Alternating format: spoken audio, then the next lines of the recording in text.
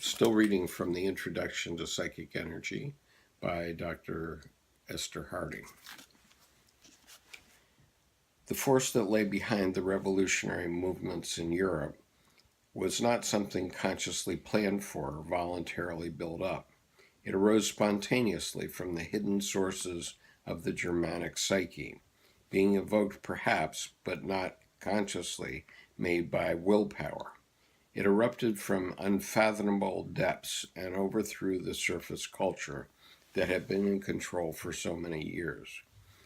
This dynamic force seemingly had as its aim the destruction of everything that the work of many centuries had laboriously built up and made apparently secure, to the end that the aggressors might enrich themselves in the resulting chaos, at the expense of all other peoples.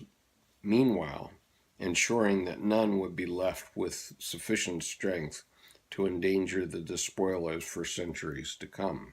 The excuse they offered for their disregard of international law and the rights of others was that their own fundamental needs had been denied.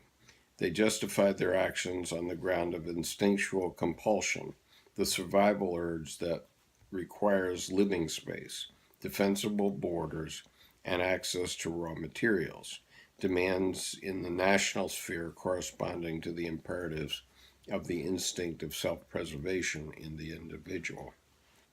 The aggressors claimed that the gratification of an instinct on the lowest biological level is an inalienable right, regardless of what means are employed for its satisfaction. Quote, "My necessity is of paramount importance. It has divine sanction. I must sanctify it at all costs. Your necessity, by comparison, is of no importance at all."